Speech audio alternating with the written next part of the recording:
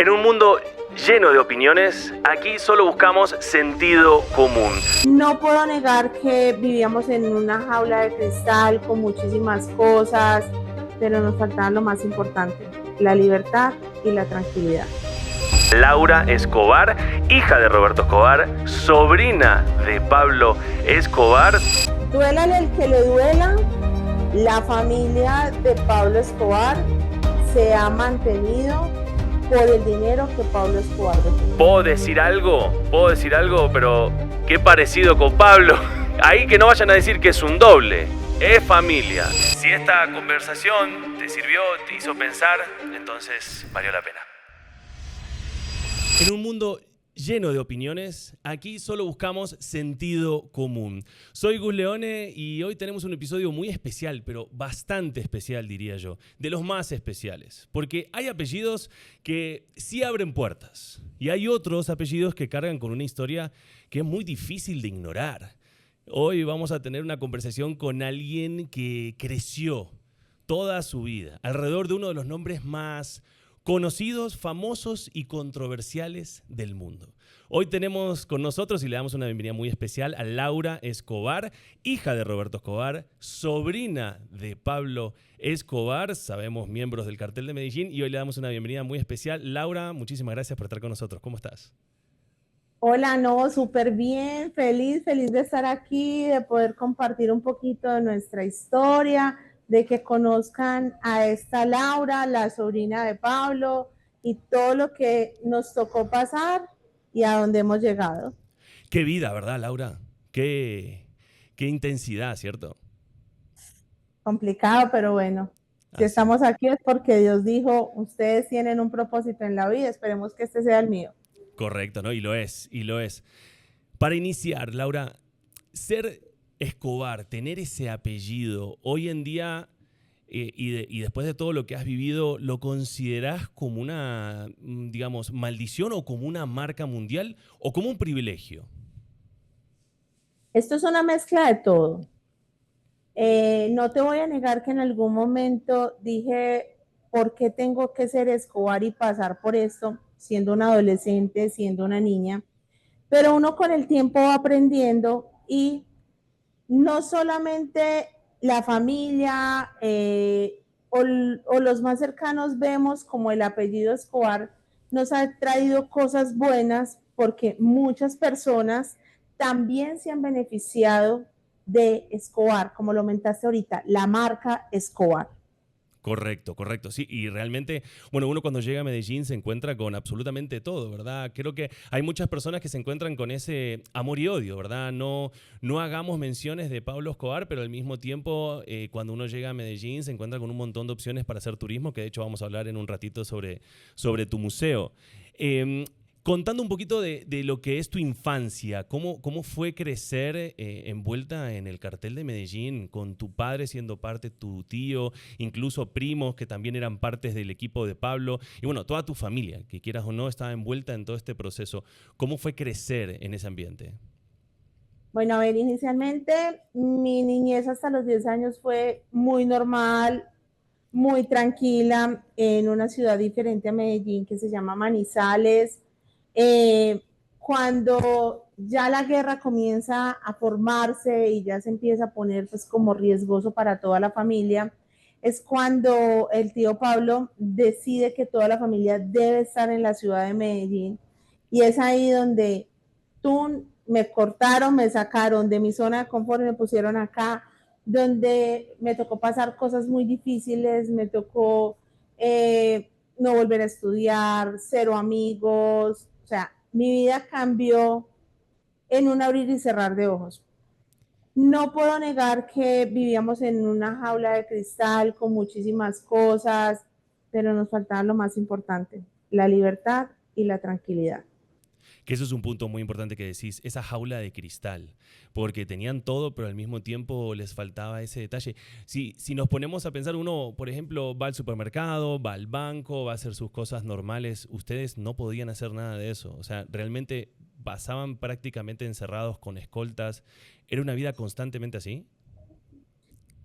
Fue una época demasiado difícil, fue un momento demasiado complejo, donde los escoltas se convirtieron en mis amigos. Entonces ellos eran los que jugaban a las Barbies conmigo, los que montaban a caballo, en moto, estaban en la piscina y pues, llegó el momento en que al no poder salir, pues eran ellos quienes estaban y compartían el mayor tiempo con nosotros.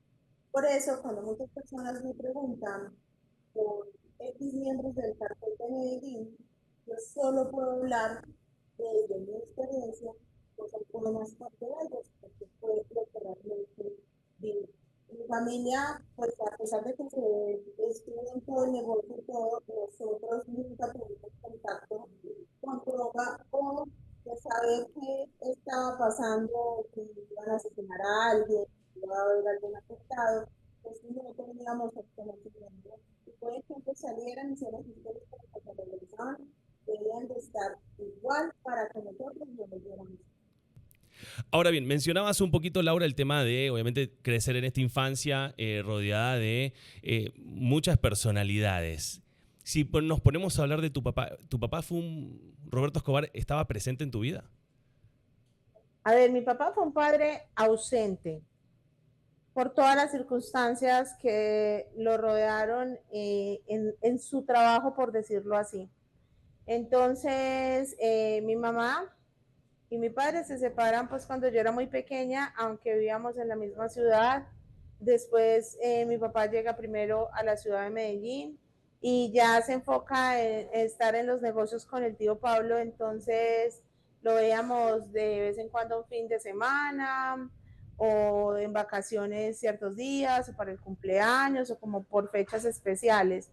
También hubo un limitante ahí, es que llega un momento en que los teléfonos no se pueden usar, entonces la comunicación era mucho más difícil o si llamaban era limitado lo que se podía decir, porque muchas veces era como en clave, entonces más bien fue un padre ausente. Muy bien. Es una situación complicada, obviamente, tener un padre ausente y tener toda una familia que estaba viviendo una guerra. Justamente te pregunto, ¿en algún momento dudaste de tener ese apellido? ¿En algún momento dijiste, no quiero ser más Escobar, quiero tener una vida completamente aislada de este mundo? Pues la verdad nunca, pues ha sido difícil, pero en realidad eh, soy totalmente orgullosa del apellido que llevo, lo llevo con la frente en alto al lugar donde voy. Yo digo que uno no puede renegar de sus raíces. De pronto, el eslogan que le han dado a mi familia, que le han dado, por ejemplo, al tío Pablo, amado, odiado, es una cosa, pero no podemos juzgar a todo el mundo por su apellido, por su apariencia. Entonces, en algunos momentos me he visto mal, pues por portar o por llevar el apellido, nunca me lo he cambiado, eh, pero realmente han sido más las cosas buenas que las malas. ¿Y qué opinas de esas personas que sí lo hicieron, que sí se cambiaron el apellido? Porque si nos ponemos a hablar del núcleo más cercano de tu tío, obviamente de tus primos, ellos decidieron tener una vida completamente diferente, justamente en mi país, Argentina, y se cambiaron el apellido. ¿Has tenido conversaciones con ellos después de todo lo que pasó? ¿Qué opinás de que se hayan cambiado el apellido y obviamente lo que es su descendencia? A ver, es que son situaciones muy diferentes. Lo que le tocó a Juan, a Manu, a la Tata, pues estar, a ellos todo el mundo les cayó encima, todo el mundo los perseguía, pues ya muere Pablo Escobar, entonces las personas a quién más iban a recurrir, a quién más iban a atacar era a ellos. Estoy totalmente de acuerdo que hayan querido irse a otro lugar, empezar una nueva vida, tratar de formar una familia, de dejar atrás de pronto ese pasado, esa parte difícil. A veces es muy fácil para la gente juzgar y decir, ay, ¿cómo renegaste de tu apellido, de tus raíces? Pero es que nadie en realidad sabe por lo que hemos tenido que pasar. Entonces, respeto totalmente el haber querido estar ahí con otros apellidos, ser y tratar de formar y hacer otra familia.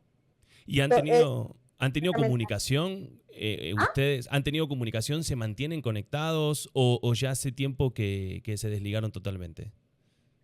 A ver, pues yo con Juan de pronto le escribo un mensajito, la última vez fue hace poco que cumplió años, me lo responde, espero que estés bien, Laurita, o me manda una notica de voz, pero pues así que somos todo el tiempo hablando algo, no para nada. Muy bien. Y sí, obviamente, claro, todo cambió y la familia se fracturó, porque en el momento en el que Pablo fallece, me imagino que esa herencia no fue nada sencilla. Creo que fue un escándalo total dentro de la familia, ¿verdad? Sí, claro, tú sabes que no solamente en la familia de Pablo Escobar, eso se ve en todas las familias, desde que hay dinero por medio, desde que esté una herencia allí, siempre va a haber discusión, siempre va a haber problemas, hay gente que realmente eh, quiere más y entonces mi familia no fue la excepción, realmente fue complicado. ¿Cómo se dividieron esa herencia? O sea, vos hoy en día podés vivir con tranquilidad, tu familia también, tu descendencia también. Creo que muchas personas, más allá de que hay muchas entrevistas que han salido con diferentes familiares, mencionan que sí hay una solvencia, pero ¿realmente es tan así? ¿Ustedes pueden vivir tranquilamente el resto de sus vidas? ¿Cómo han llevado eso? A ver, duélale el que le duela, la familia de Pablo Escobar se ha mantenido por el dinero que Pablo Escobar dejó. Mis estudios universitarios, todo, absolutamente todo ha sido por eso. Entonces, de pronto ya el flujo de caja no era el mismo que cuando el tío Pablo estaba, porque ese diario estaban entrando millones y millones de dólares. Había dinero para todo el mundo, no solamente para la familia de Pablo, sino para quien lo necesitara. Entonces, después que muere Pablo, pues llega la época de los otros personajes que estaban involucrados y empezaron a reclamar, si quieren tranquilidad, me tienen que dar esto, si esto, entonces se empiezan unas negociaciones con diferentes, digámoslo, organizaciones para que realmente nosotros pudiéramos estar tranquilos.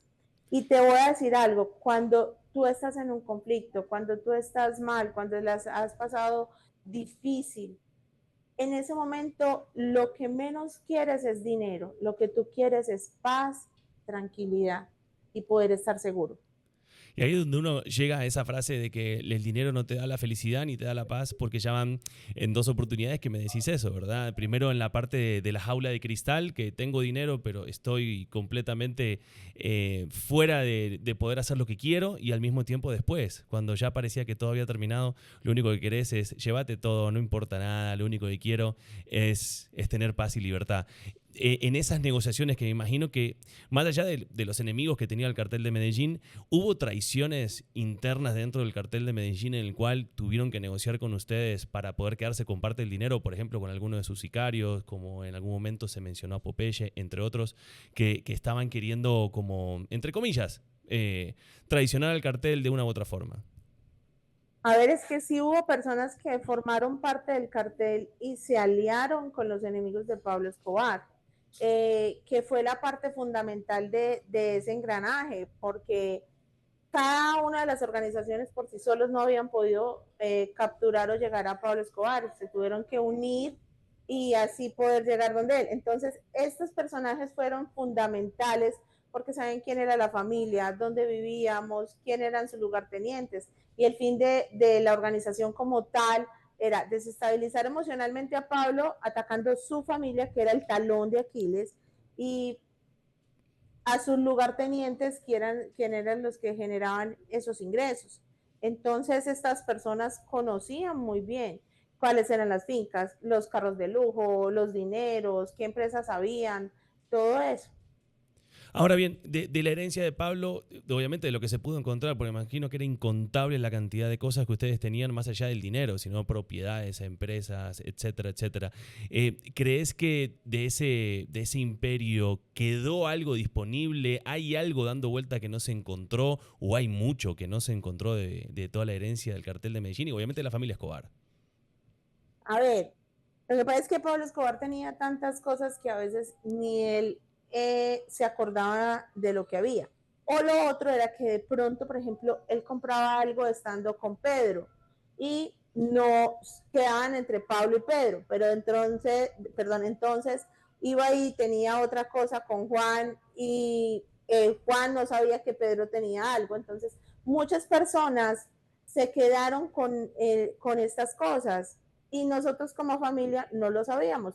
Porque, por ejemplo, él compraba una propiedad y le decía a la familia, no, mira, siga viviendo ahí, déjelo a su nombre. Y para nosotros fue normal. En algunas ocasiones sí se supo, en otras no. Y mucha gente fue muy honesta y llegó y le dijo a la familia, mire, esto es de don Pablo, está su nombre, ¿a quién se lo ponemos? Claro. Otros no lo hicieron, esperaron que llegara alguien a reclamar y al no saber se quedaron con ellos. Y si hablamos de las autoridades, también estuvieron dentro de esa negociación medio turbia que no encontraban a quién darle las cosas porque se empezó a ver una repartija total. ¿Las autoridades también fueron parte de esa negociación? Ay, la verdad, yo eso sí me prefiero callar porque no quiero de pronto eh, tocar o meterme en algún tipo de lío legal, entonces clausurado ese tema por este lado. Muy bien, no, mejor dejémoslo ahí para que se queden tranquilos. Y si aparecieran un montón de millones hoy en día, de repente encuentran una caleta o encuentran una empresa o un edificio entero que era de Pablo, ¿quién se quedaría con todo ese dinero? Ahí es el problema, volver a pelear. Volver a pelear, ¿verdad? Pero realmente a quién le tocaría, a su familia, ¿no? A su esposa, a sus hijos, considero yo, no sé. ¿Cuál fue ese momento tal vez más aterrador que pudiste vivir en ese proceso de guerra y post caída del cartel de Medellín? ¿Hubo algún momento que vos recordás que sentiste verdadero terror, miedo de verdad, tal vez de perder la vida, de que algún familiar cercano perdiera la vida? La verdad fueron muchos, la verdad fueron momentos muy difíciles que tuvimos que pasar, momentos que pensamos que de pronto de ahí no íbamos a salir. Ejemplo, a mi hermano Nicolás lo secuestran los Pepes en mayo del año 1993 y cuando a él lo liberan unas horas después de su secuestro, al otro día nos desplazábamos para ir a visitar a mi papá a la cárcel y mi hermano coge mi cabeza y me hace presión para tirarme en el carro en la silla de atrás para que me escondiera. Me dice, escóndase, escóndase, que los que me secuestraron van en el carro del lado. Entonces, ese momento fue muy duro, muy difícil, pues yo dije, bueno, si ya lo cogieron una vez, posiblemente ya estemos los dos aquí, nos hagan algo. De ahí, cuando llegamos a donde mi papá a la cárcel, mi papá nos dice, ustedes tienen que abandonar el país, nos vamos a Panamá. Y así como Pablo Escobar lo sabía todo, ellos también tenían sus conexiones y lo sabían y llegaron a Panamá, nos hicieron un atentado. Nos vamos a Chile y también nos hacen otro atentado. Cuando he estado mucho tiempo después, ya regresando a Colombia, después de la muerte del tío, a mí me intentan secuestrar 2 veces. Entonces, siempre fueron momentos difíciles, fueron momentos de mucha angustia, eh, complicado. ¿Cuándo se acabó esa perseguidera? Porque hubo un momento en que ahorita tenés la tranquilidad de, bueno, en parte, cierta tranquilidad de poder caminar por las calles de Medellín, pero ¿te acordás el momento en el que sentiste que ya la marea bajó, que la guerra ya había terminado? Lo que pasa es que nosotros pensamos que, por ejemplo, cuando había muerto el tío Pablo, a ver, acá fueron sentimientos súper encontrados. Nosotros no vivíamos en Colombia cuando muere el tío Pablo. Entonces, cuando nos damos cuenta por un flash informativo de un noticiero, eh, a nosotros se nos abre como el piso y yo le dije, mami, ¿y ahora qué va a pasar con nosotros? Claro. ¿Qué va a hacer de nosotros? Bueno, entonces, cuando pasa lo del flash informativo de Telecinco, que digamos que el tío Pablo ha muerto, que días después a mi padre le hacen el atentado, nosotros dijimos, bueno, ¿qué va a hacer de nosotros?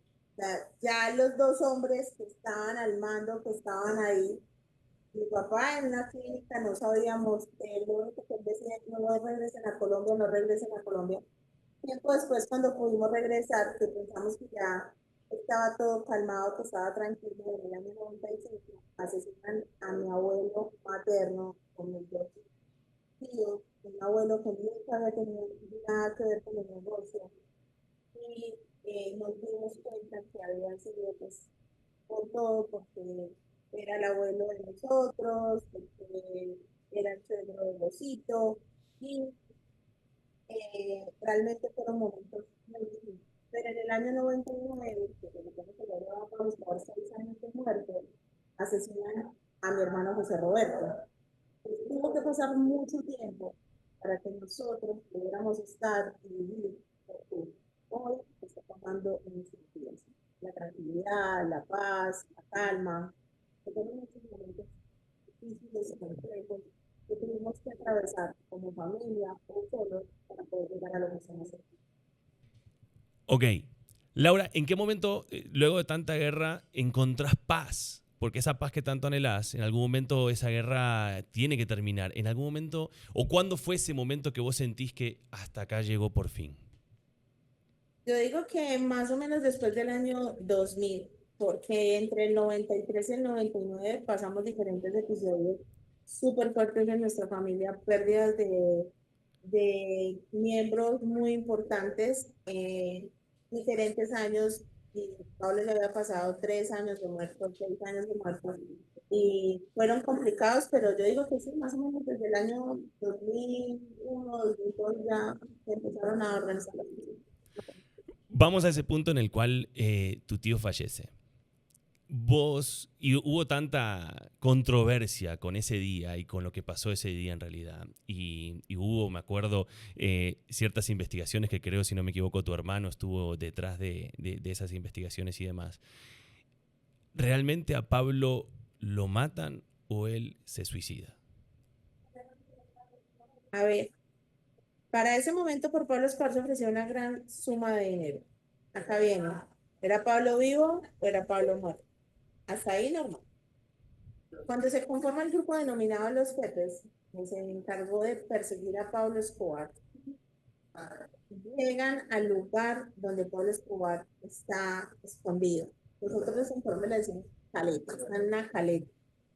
Al ver él que no tiene escapatoria, en un techo de la parte de atrás de la vivienda donde se encontraba, se suicidan.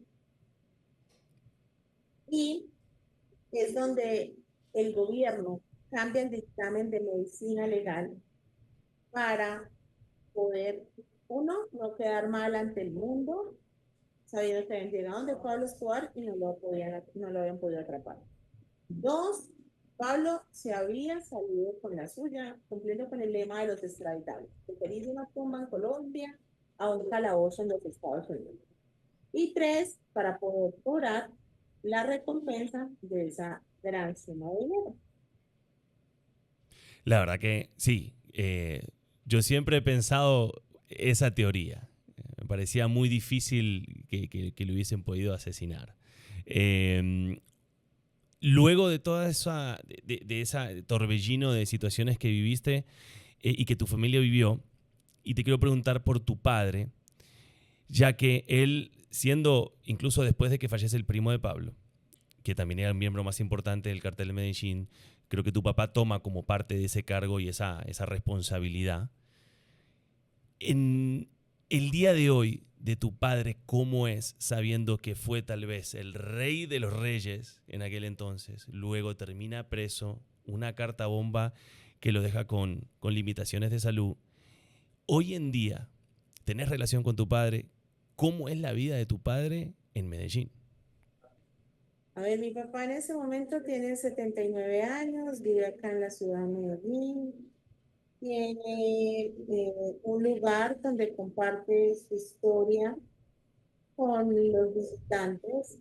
Y yo creo que eso es lo que hace sentir bien a Roberto Scott, el poder interactuar, el poder compartir su historia, y estar ahí con las personas. Entonces, el día de mi papá es estar en el museo, compartir su historia y abre todos los días del año. Todo el tiempo está ahí. ¿Y tenés relación con él o ya no? No, la verdad con mi papá no tenemos relación. Es muy triste decirlo, pero absolutamente nadie de mi familia tiene relación con mi papá. Ni sus hermanos, ni sus sobrinos, ni los hijos, ni los nietos. Absolutamente nadie. ¿Y por qué? Es una persona un poquito complicada y difícil. Complicadita y difícil, me puedo imaginar. Porque, pues al menos desde el punto mío, yo digo que si él es feliz estando ahí, pues es mi felicidad también. Entonces hay que entenderlo. ¿Lo extrañas? ¿Extrañas a tu papá? Obvio, claro que sí, cómo no. Muy bien. Ahora, hoy en día tenés el Museo Villón Escobar, que lo tenés en la Comuna 13. Leía ciertas cosas que también lo haces también por las víctimas. ¿Qué sentís por las víctimas del cartel de Medellín? A ver, es que fueron muchas personas que perdieron la vida en esta guerra. Estamos hablando de 46.000 personas. No estamos hablando de dos o tres. Estamos hablando de mucha gente que le tocó vivir cosas muy fuertes que de pronto nunca estuvieron involucrados en nada de esto, sino por cosas del destino estuvieron en el momento o en el lugar equivocado.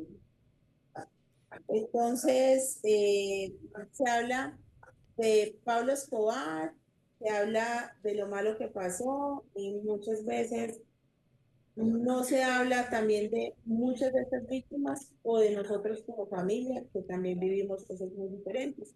Entonces tratamos de hacer como un poquito un homenaje a esas personas que hoy no están con nosotros y que perdieron la vida en esta guerra de una manera muy fea porque es que casi todo fue o un carro bomba o por medio de una bala perdida o de pronto algún atentado.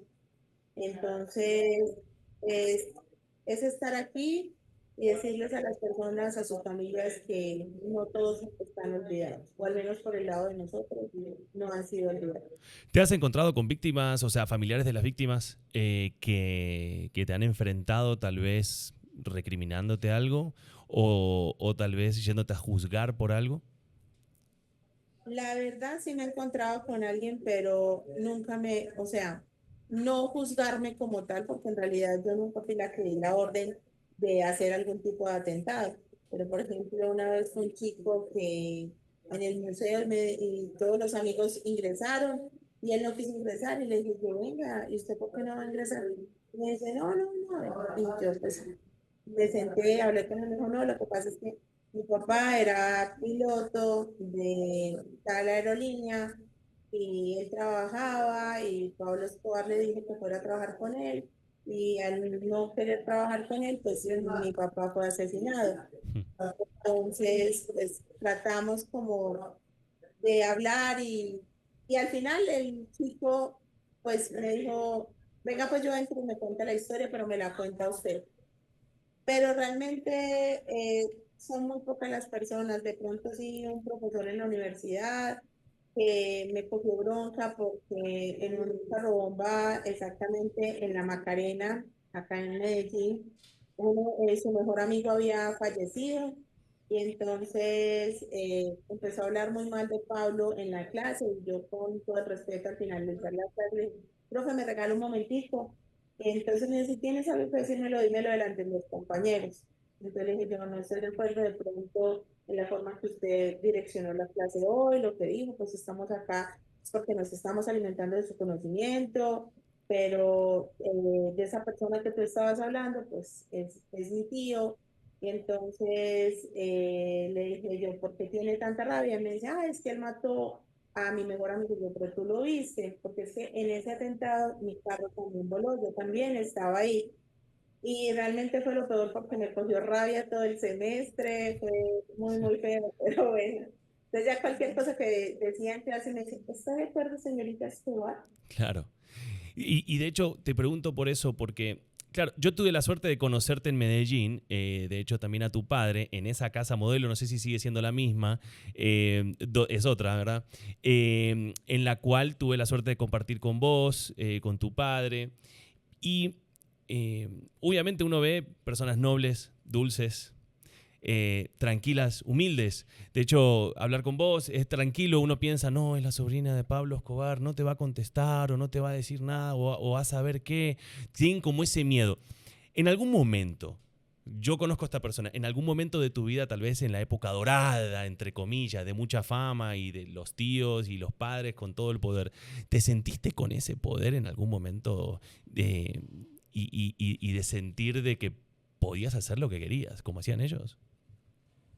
Ay, no, yo digo que uno nunca puede perder su esencia y la esencia de mi familia es la sencillez. Entonces, nunca, siempre todos estamos, puede que algunos tengan la posibilidad económica más, pero es que cuando morimos todos vamos para el mismo lugar y sin nada. Total. Y de hecho, por eso, para sacar un poquito ese mito de que la gente cuando escucha el apellido Escobar hasta le da miedo. Hoy en día, turistas que tal vez, o conocidos que me dicen más, y fuiste a algún, y tenés cuidado, no vaya a hacer cosas. No, tranquilo, no pasa nada. Al contrario, son gente muy tranquila. Si vos tenés que describir a tu familia, incluyendo a tu tío, a tu papá, y más allá de todo lo que pasó y todo lo que hicieron, ellos como dentro de la casa, ¿cómo eran? ¿Cómo son? No, mi familia es demasiado sencilla, mi familia es muy humilde. Una cosa es tú tener comodidades y otra cosa es dejar todo de lo que nos han enseñado nuestros abuelos y yo creo que de generación en generación hemos sabido llevar la humildad ante todo, la sencillez y es lo que nos caracteriza a todos, a nuestra familia. Y doy fe porque lo he podido corroborar en persona. Y cuando encontramos, y ya enfocándonos en tu tío, esa persona humilde, sencilla y demás, que viene con esa descendencia de familia, y te enterás tal vez las órdenes que mandó a matar gente, que mandó a poner carros bomba, que desembocó en todo eso. ¿Sentís que Pablo tenía un diablito y un angelito constantemente en su cabeza? A ver, aquí son muchas cosas. Lo que pasa es que es cuando tú creces con alguien y tú siempre lo vas a ver y después ese alguien eh, te cuenta en la calle y te dice, no, es que él es así, es que él es así, no es como es en tu casa o algo. Entonces, tú creer que es diferente, para ti es muy complicado porque es todo lo opuesto a lo que tú conoces. Sé que muchas cosas de las que dicen que hizo el tío Pablo no fue así, porque, digámoslo algo, fue como el chivo expiatorio de esa época. Pero también soy consciente que Pablo Escobar hizo muchas cosas feas, muchas cosas que no eran. De pronto, por mal asesorado, porque de pronto las personas que estaban al lado de él le hicieron de pronto como no hacer las cosas de la mano. Ejemplo, cuando ellos entraron en la cárcel de la catedral, llegó un mensaje para una tregua de paz entre enemigos. Y el tío lo quería hacer. Y otras personas que estaban ahí le dicen, pero patrón, ¿cómo lo va a hacer? Es que usted se va a dejar, es que usted es más, es que eso no se puede. Pero él decía, no, pero mire.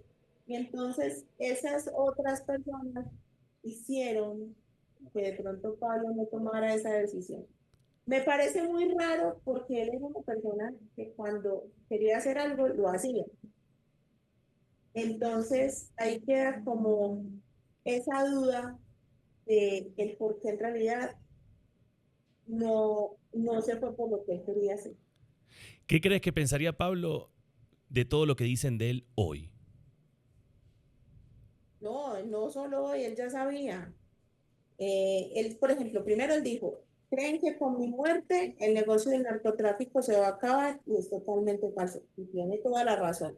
Hoy el negocio del narcotráfico en Colombia está mucho más fuerte y siguen haciendo las cosas en dimensiones muchísimo más grandes. Dos, el narcotráfico como tal o la delincuencia como tal en Colombia no se ha acabado. Entonces, él sabía todo lo que estaba pasando y lo que iba a suceder con su muerte y después de su muerte. Lo tenía demasiado claro. Súper claro, súper claro. Creo que sí, creo que todas esas series que hoy en día se hacen, que obviamente ya vamos a hablar un segundito de eso, ya creo que Pablo las tenía en su cabeza sabiendo todo lo que iban a decir de él y bueno, y se mencionaba sobre él en los medios de comunicación y demás en aquellos tiempos. Ahora, me acuerdo y que lo habíamos hablado, que vos habías visitado la catedral, esa famosa cárcel que incluso lo tomaban hasta como para ir de vacaciones, ir a disfrutar las navidades o un año nuevo. ¿Era tan así y qué tal era visitar una supuesta cárcel si en realidad era tal vez algo uno más, una mansión de lujo? A ver, la cárcel de la catedral, pues yo tuve la oportunidad de ir al segundo día después de que el tío Pablo se había entregado. Tío se entrega el 19 de junio de 1991 y mi papá se presenta también de manera voluntaria el 21 de junio de ese mismo año. Cuando llegamos, pues, ay, sí, la cárcel, pero unas habitaciones muy modestas, muy normalitas. Y en cuestión de 3, 4 meses, eso que había cambió totalmente. O sea, ya cada uno tenía su habitación grande, con sala, cocina, el comedor, turco, sauna, jacuzzi, tenían bar, tenían canchas de fútbol, hasta tenían unas casitas como en la montaña, como si fueran unos chaletcitos. Entonces, lo otro que me llamó mucho la atención, un día me dice, ay, ¿cuánto te quieres quedar a dormir? A ver, ¿cómo así que dormir en la cárcel? No, sí, para que subas y te quedes con nosotros durmiendo. Entonces, claro, yo vacaciones dormía en la cárcel, Navidad la pasábamos hasta altas horas de la noche, dormíamos en la cárcel. Sí, tuve varias veces que me quedé allí y pasábamos bien. Y subía todo tipo de personas. Es que no solamente era la familia, subía gente de todo tipo eh, que te puedas alcanzar en México. Me puedo imaginar. Me puedo imaginar. Creo que en las series lo vemos un poquito, pero no sé si realmente las series son tan así. ¿Qué podemos hablar de esas narcoseries que han salido? De hecho, me acaban de mandar ahorita justo un mensaje que se estrena otra serie más en una plataforma digital que tiene que ver con tu tío. Las series en particular que han salido, creo que la del Patrón del Mal, creo que es la más, entre comillas, podemos decir auténtica, pero ¿es realmente así las series de Pablo Escobar? ¿Son reales o hay mucha ficción? A ver, el 90% de lo que sale en las series es mentira. Bien lo dicen en la parte al inicio, cualquier parecido es con la realidad. Ujú. Me parece que las series para nosotros, estoy hablando desde el punto de vista de familia o de nosotros como tal, fueron buenas y fueron malas. Han sido buenas porque ha sido la publicidad gratuita más grande que hemos podido tener eh, para promover nuestros negocios. ¿Por qué? Porque mucha gente cuando ya vio la serie dice, quiero ir a Colombia, quiero ir a Medellín, quiero conocer Medellín. Pero también fueron malas, porque esos enemigos que habían ocultos o que estaban por ahí, pues volvieron a revivir esas heridas y algunos miembros, algunas personas fueron víctimas de buenas y malas. Ujú. Y hoy en día, justamente con esa publicidad que se dio con tu negocio y demás, vos vivís tranquila. ¿Tenés parámetros de seguridad para, no sé, para que no te llegue nadie? Porque uno nunca sabe quién puede salir por ahí con ganas de venganza. Y vos que no teniste nada que ver, vos solamente eras parte de la familia. La verdad, no tengo escoltas, vivo muy tranquila, solo que aprendí a cuidarme. Ejemplo, de que las personas no sepan dónde vivo, de pronto no llevar a nadie a ciertos lugares, no frecuentar otros. Es más o menos como eso, pero Muy bien. realmente súper tranquilo. Y de esas series de televisión que estábamos hablando, ¿hay algo que vos quitarías? O sea, el 90% sí, pero, por ejemplo, lo ponen a un Pablo llorando, lo ponen a un Pablo endemoniado, lo ponen a tu padre, lo dejan como tal vez alguien muchísimo más tranquilo. ¿Era así o cómo eran realmente? A ver, primero, pues muestran a mi abuela de una manera que, como si ella fuera la que presionara a Pablo. A ver, ante todo, no me he visto las series completas porque cuando tú vives la historia o conoces la historia y me empiezan a contar y ya ves que va por otro lado, como que pierde el hilo. Entonces no me la he visto completa. Lo poco que vi es que mi abuela la muestra de una manera totalmente diferente a como realmente era ella. Segundo, muy bien, mi papá, eh, en cuanto como a la parte de los animales, en cuanto a su forma de ser, también es muy diferente. Y con el tío, pues ellos tenían que mostrar ese Pablo que es el que les hace mover la serie, porque para que el negocio del narcotráfico funcione, tiene que estar apoyado dos cosas fundamentales. La primera, la política, y la segunda, la parte de los policías o militares. Sin eso esto no funciona. Entonces, no pueden sacar en la serie este político, este militar, este y este, porque obvio no los van a dejar salir. Pues tienen que camuflar, tienen que cambiar, tienen que modificar personajes para que primero sea atractivo, segundo se los deje salir y tercero, pues nos cautiven a todos porque es lo que realmente a nosotros como televidentes es lo que nos llama la atención. Hoy el narcotráfico es mucho más fuerte que en la época de Pablo, entonces. Yo considero que sí. Pero está más diversificado o sigue habiendo como esa figura de un capo. No, no, la gente aprendió de la historia de Pablo Escobar y el cartel de Medellín, aprendieron de sus errores. Entonces, por ejemplo, ya no son un capo, ya son pequeñas organizaciones, pequeños núcleos, que cada uno hace sus cosas, no son escoltas, no hay carros súper lujosos, ya hay una empresa de por medio, y la persona va y cumple un horario, ya no era como fue la época de Pablo Escobar o los miembros del partido. Nadie de la familia Escobar quiso continuar con el legado, con ese legado del narcotráfico. Uy, no, la verdad es que como sufrimos y pasamos tan mal todo, lo último que hubiéramos querido era eso. Y yo creo que si alguno de la familia se hubiera inclinado por esa parte, creo que hubiera sido acabar con todos nosotros. Definitivamente, porque continuar ese legado iba a ser muy pesado y creo que iba a arrastrar, creo que a todos en su totalidad. Hoy en Bellón Escobar, en tu museo, ¿qué se puede encontrar la gente cuando llega? Bueno, primero es una historia muy diferente a la que se ven en las series. Es una historia mucho más familiar, es más personal sobre Pablo. Compartimos fotografías inéditas, artículos originales y es un recorrido guiado donde tratamos de que la gente cuando salga pues tenga la opción de entrevistarse con nosotros, de que nos hagan algunas preguntas y que se den un poquito de ese otro lado. Muy bien. ¿Y tiene algún costo cuando llegás? Pues tenés que pagar o es gratuito. ¿Cómo es el proceso? Sí, tiene un costo, lo pueden adquirir los boletos por diferentes plataformas, por ejemplo, GetRedice o por TripAdvisor, o llegar Ujú. directamente acá, o nos pueden escribir por un link de pago, les podemos enviar pues para realizar el pago.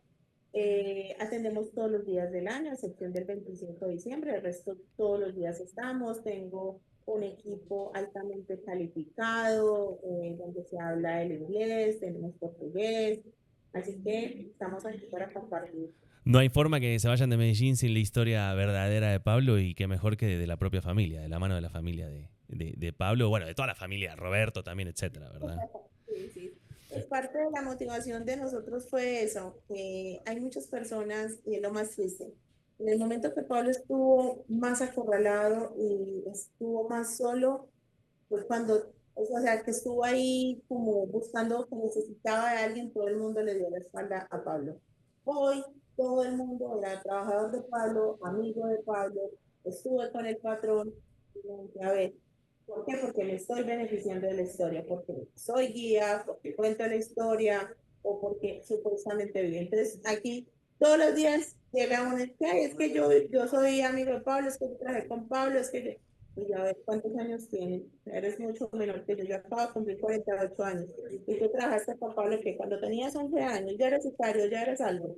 Pero también hay muchas personas que engañan a los turistas que vienen buscando la historia de Pablo. Entonces, por eso fue la motivación más grande de montar este museo y de compartir una verdadera historia sin hacer apología al delito.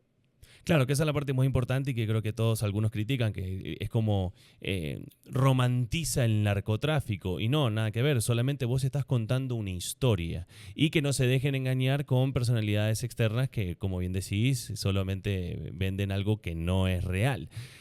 Justamente de todos estos miembros del cartel, pero los reales, ¿verdad? No, no los ficticios que salen en las calles diciendo que trabajaban con Pablo, los reales. ¿Seguís teniendo contacto con alguno de ellos? Los sicarios que quedaron en libertad, incluso miembros del cartel de Medellín que han quedado en libertad. Hace poco llegó a Colombia justamente también Carlos Leder. ¿Has tenido algún tipo de acercamiento o tenés algún tipo de comunicación con ellos?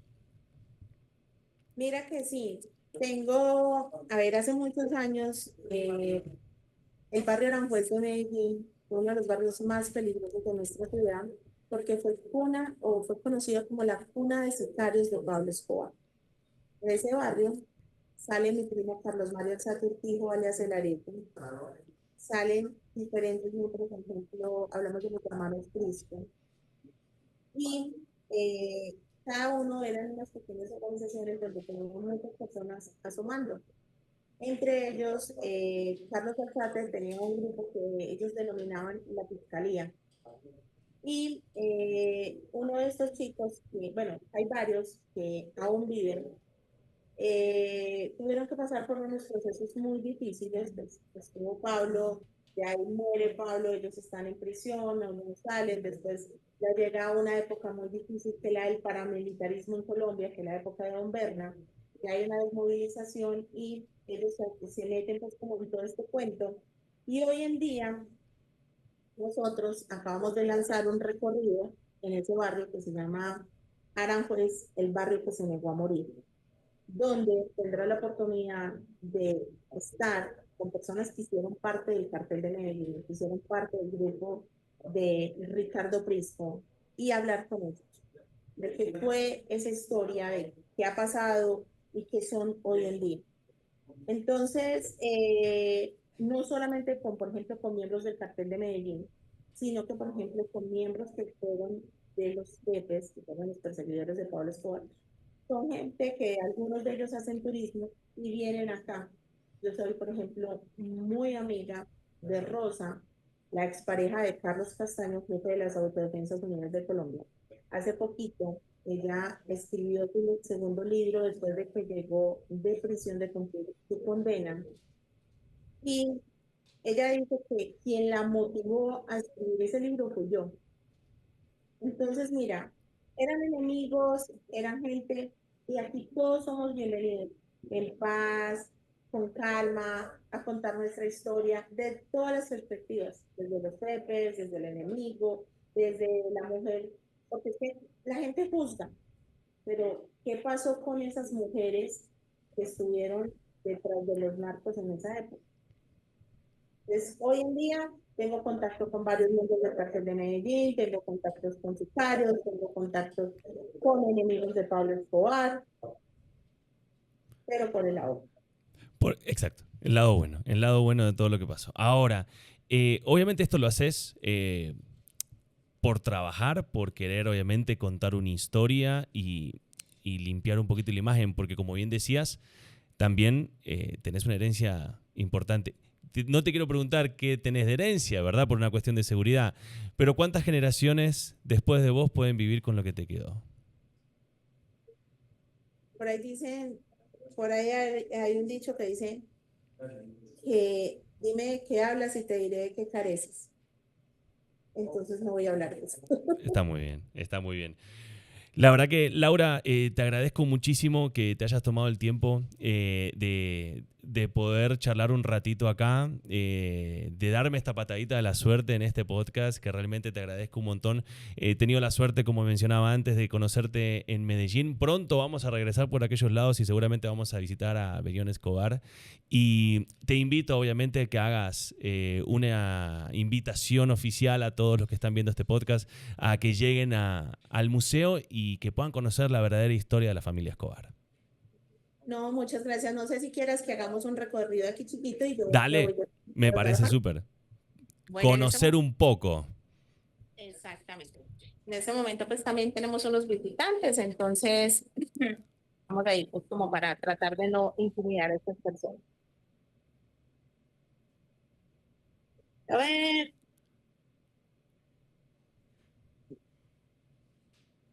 este es mi museo, hola, ¿cómo están? Este es mi museo, se llama Bidón Escobar. Como les dije, compartimos historias muy diferentes de nuestra familia, nos apoyamos de fotografías inéditas y de artículos originales. Pretendemos contar una historia diferente sobre Pablo, así que están todos cordialmente invitados a que no se queden solamente con lo que sale en la serie y que vengan y nos visiten. Estamos acá con nuestros brazos abiertos, esperándolos. Y a ti, muchas gracias. Fue un placer haberte conocido la otra vez. Y sabes que aquí en Medellín siempre se repite. Gracias, gracias. Te hago una solicitud si es posible. Si le das vuelta a la cámara, por lo menos para ver los carros ahí que se pueden encontrar, a ver si hay chance. A ver qué podemos hacer acá, que tengo la pantalla bloqueada. Más bien te voy a compartir un videito y tú lo Dale, vas a colocar ahí, ¿te parece? dale, me parece, me parece. Entonces, mira, vamos a hacer un pequeño cierre nada más para que ya quede el cierre de la conversación como tal, ¿sí? Yo no sé si Y, te ajá, voy a mostrar a alguien que es mi hijo. Ven por acá. Se llama Samuel, para que veas que nuestra familia no se pierde. hola Samuel, ¿cómo estás? Un placer saludarte acá desde Honduras. Bueno, Oíme, Samuel, puedo decir algo, pero qué claro que parecido con Pablo. para que después no digas que la familia no se pierde. No, es que terrible, es igual a Pablo, no, me encanta. Ahí que no vayan a decir que es un doble, es familia. Mirá que ahí tenemos la imagen de Pablo y Tenemos a Samuel, espérate, yo te lo vuelvo a mostrar. ahí lo vamos a mostrar, a ver, Espérate, te muestro Samuel otra vez. la Sostén ese. descendencia está fuerte. No, voltealo, voltealo, voltealo. Wow, idéntico, dos gotas de agua. No, esos genes están fuertes. Qué grande, mirá, igualito. Sobrino nieto. Sobrino Sobrino nieto. de Pablo Escobar, sí. Wow. Así es. Igualito. Así que bueno, ahí también siempre está entonces, también en el museo, ¿verdad? Sí. Bueno, espérate que me dice que viene alguien, no sé quién. Papi, ¿quién viene? ¿Pero quiénes son todos? Ah, ok. Listo. Que, mi amor, es que vienen unos influencers, entonces viene alguien diciendo que vienen con cámaras que van a entrar. Que sí. Apúrate entonces. No, dale tranquila. Solo hacemos un pequeño cierre y ya estamos, Dale. para que quede fino. Así que, bueno, Laura, muchas gracias por este recorrido por el museo, por conocer a tu hijo, que es completamente idéntico a tu tío. Y nada, deseándote muchos éxitos en todo lo que estés emprendiendo justamente para seguir contando la historia y que la gente pueda conocer mucho más de la familia Escobar. Dale, te mando un abrazo gigante. Dios te bendiga a ti. El mejor de los éxitos con este podcast. Gracias, un saludo muy grande. Y bueno, ahí tenemos nada más y nada menos y tuvimos a la sobrina de Pablo Escobar. Si esta conversación te sirvió, te hizo pensar, entonces valió la pena. Esto es Sentido Común.